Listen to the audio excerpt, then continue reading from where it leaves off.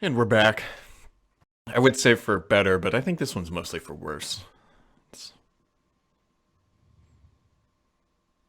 Yeah. things that aren't worse, though, Paul. It's smart to play. Quick message from our sponsor. Smart to Play allows IT departments to re-image unlimited computer models from one golden image. Search their library for your models and grab your exclusive free licenses at smartdeploy.com/therot. Still here. Sorry. I thought about leaving. Yeah, we're just going to come back from one of those and you're just going to be Just gone. the mic will be empty.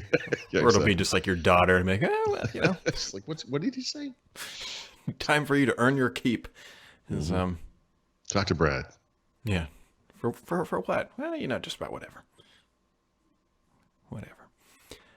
So Stadia, we may have talked about it once or a million times. Launching next week. And Launching. By the way, launching. Fair and appropriate. Fair and appropriate. There's a lot of things that aren't going to be launching Like games. next week. Sorry. And like features. Notably, things like achievements are not going to be working day one. Now, they do say that if you earn those achievements, you're going to have an achievement explosion when the feature comes online, which is Just such a terrible term. yeah. Yes, it is. And then there's a couple other things, but here's kind of the kicker. So if you are streaming 4K Stadia, it is going to be there saying up to 20 gigs an hour. Ooh. Now, that's a lot. I mean, my data cap would be blown in about 45 minutes on Verizon, that is. Yeah. Okay. If you do 720p, the peasant streaming of the console world, it's only about 4 gigs an hour. It's still, I mean, It's a I lot. guess we just don't think about this kind of stuff too much. Like, how much is it? Well, yeah, I mean, a game like Call of Duty, of course, the game is installed. Yeah. So you're streaming something, but it's not, Yeah, it's a lot. It's a lot. It is. It is a lot. I mean, it's not going to be unique to Stadia, I No. guess. I mean, I wonder, have you figured out or have you thought about measuring how much data you use when you are using Project xCloud, for example? I did poorly. I'm sure there's an Android app that I can get that will tell me exactly. Yeah. And I realistically, I need to do that. Maybe that's something I can do between now and next week and try to get a better Yeah, understanding just of get a rough measure, a baseline of what xCloud versus Stadia is going to be like. But regardless, ISPs are not going to be loving this until they find a way to specifically monetize game streaming services, which I'm sure is coming. Yeah. Well, a lot of wireless carriers or third parties of some kind are subsidizing things like not Apple Arcade, Apple TV Plus or Disney Plus. I mean, I suppose you could, some aggressive third party like T-Mobile could say all of your streaming on Stadia is free or something. Yeah. We'll see, but I mean, it's more so just as a PSA for people who are like, oh, I'm going to take this on the road and do all this, and you may not. Right. Well, unless you have Wi-Fi.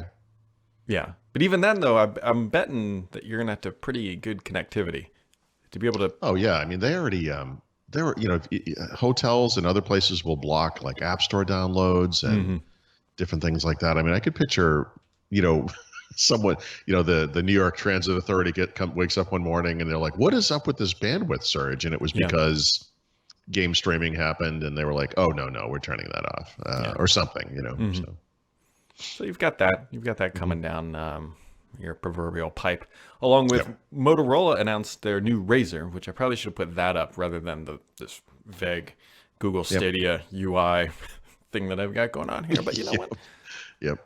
Anyway, so if you've seen a Razer flip phone and you've seen all the leaks that detail this thing in every possible which way, Razer's little flip phone is now back, and you can put that right into your pocket for about $1,500 on Verizon if you want. Oof, that's tough.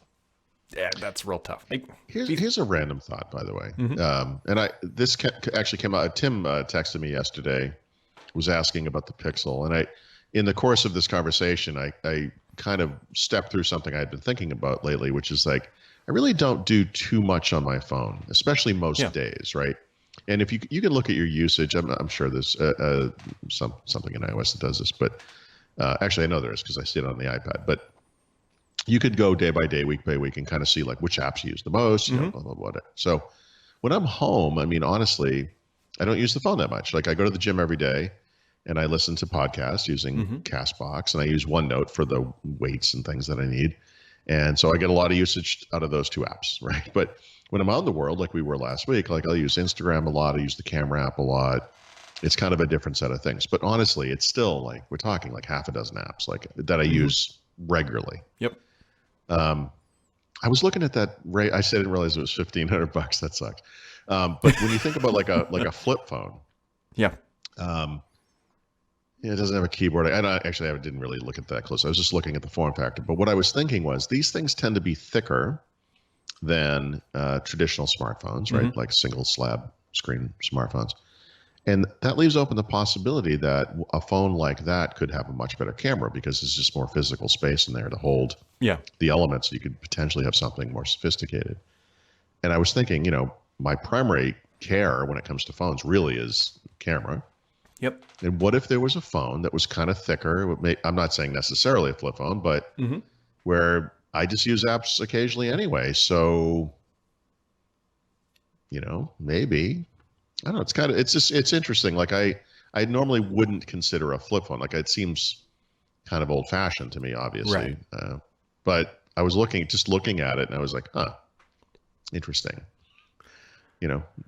Yeah, it's maybe. Not it's interesting because it's got that, I think, nostalgia factor. It's like, oh yeah, that would be kind of nice. And then I have no nostalgia for flip phones, personally. And then you look at like, okay, so the camera's not going to be that great. Okay, so the typing's not going to be where you want it to be, and it's $1,500. So you were the $1,500 thing is unbelievable. I can't believe that's what it costs. I mean, it seems to me like the point of a device like that would be that you're also saving money, right? You know, So like the screen's smaller, the keyboard's going to be terrible. The camera apparently is terrible. But, you know, there are people out in the world, like I'm not this person, but there are people who are probably like, I just need to make phone calls sometimes. But this isn't the phone for them. If that is if that is what you want to do. What is the point of this thing? It's to try to suck up some dollars of a foldable. I don't know. It's a neat idea, but there's not a lot of practicality here.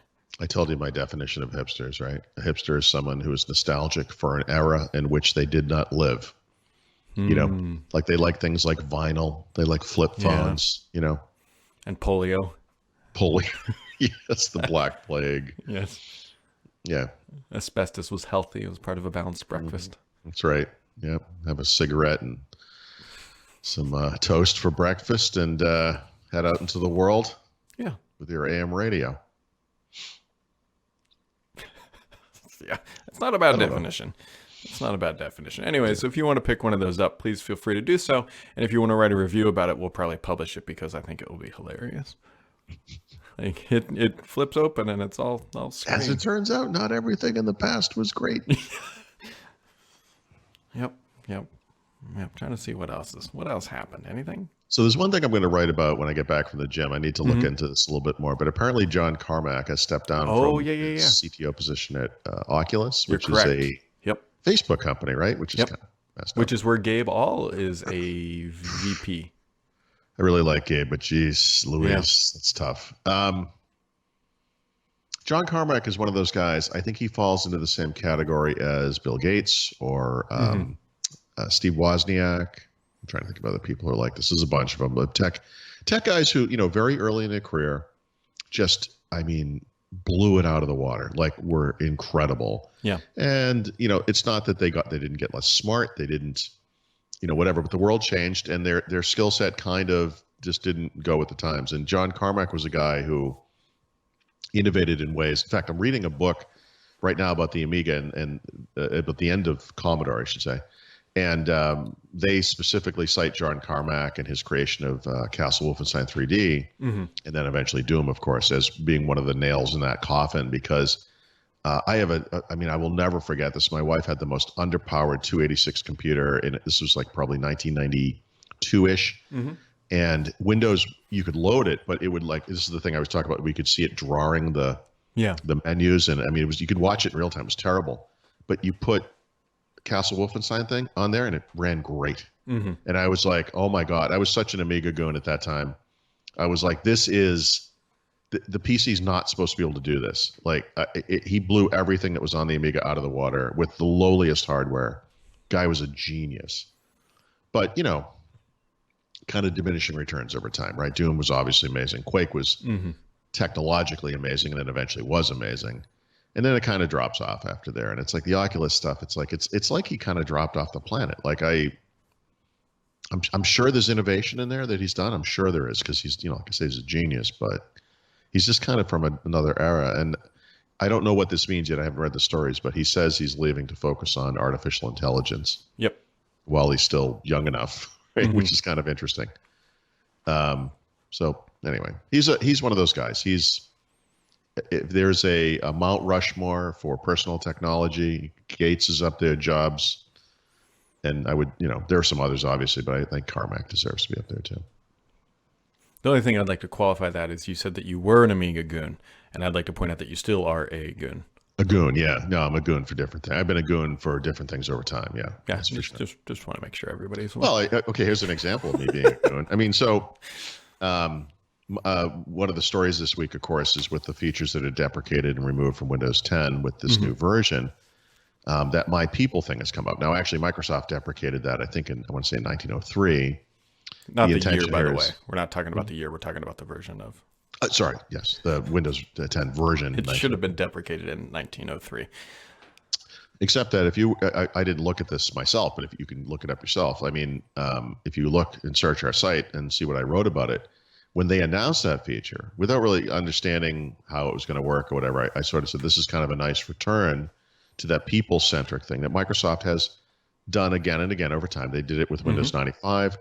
They did it with Windows Phone most prominently, and I was a huge fan of Windows Phone. So I sort of appreciated that approach. But of course, the dark side of all of those things is that there's no follow-through, right? And so in the case of Windows Phone, they create all these user experiences that nobody ever latches onto, so they're useless.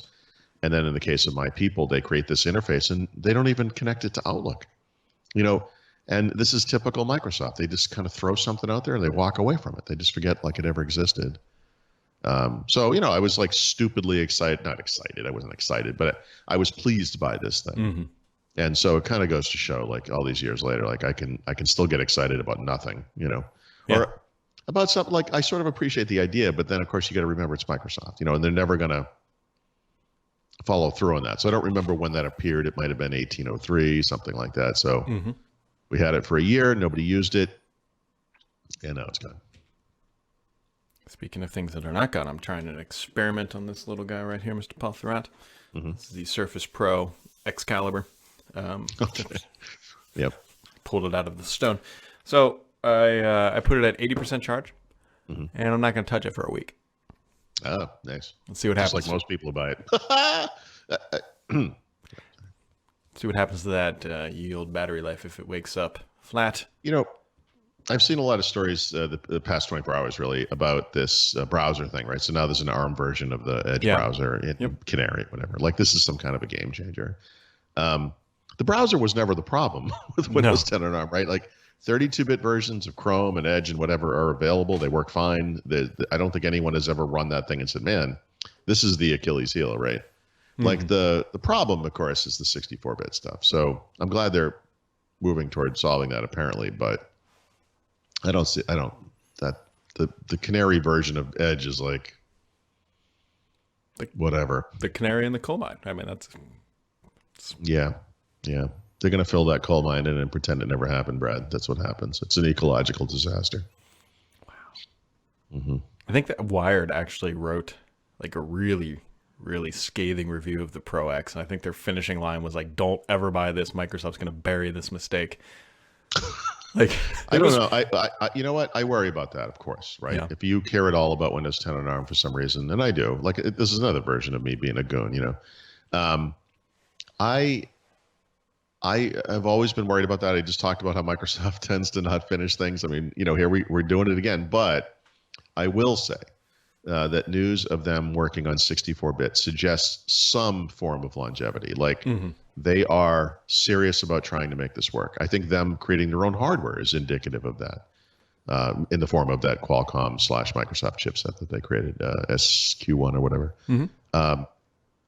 So yeah, I mean, you should be worried about it, but then again, it's just a computer. Like one of the things that is nice about the personal computing world of today is if your laptop is lost or stolen or it's time to move on, your data should be up in the cloud. You should be able to sign in, install a couple apps, and get up and running within an hour. You know, and it's so yeah. I mean, if it goes away, like yeah, boohoo, whatever. But the truth is, you will have awesome options. Intel, AMD, whatever. So it's not anything to stress over. Yeah. You got anything else for today, Paul? No, I mean I don't know that this matters too much. Other than that, when we do the podcast tomorrow, I will be somewhere else. So I am driving after our work meeting today to Boston, visiting some friends. I'm actually staying with the same person I always stay with, but he has moved. So. Be new for me and new for you. Wow. So, but yeah, I mean, no big deal really for anybody. How about you, Brad? You going anything? I hope not. Actually, I'm planning on working on this basement. There's going to be a lot of that this weekend. Right. Going to be a lot of duct work, a lot of probably nicks and cuts, and fun. I'm like literally looking at it, thinking about what I'm going to do here. But this will be fun. I think maybe. Yeah, I'm not doing anything here. I won't be here. It'll be good. Let us know when you get that Ethernet cable run is all I ask. I'm targeting calendar year 2020. 2020, it's a 2020 initiative. Yes, Run one Ethernet cable. Yeah, exactly. Fantastic. It would also be fantastic if you checked out that Smart Deploy link down below. Get your exclusive offer at smartdeploy.com/therot. We'll catch all of you right back here tomorrow at 1 p.m. Eastern time because tomorrow's Friday, which is a good thing, and that means it's a live show. Catch you later.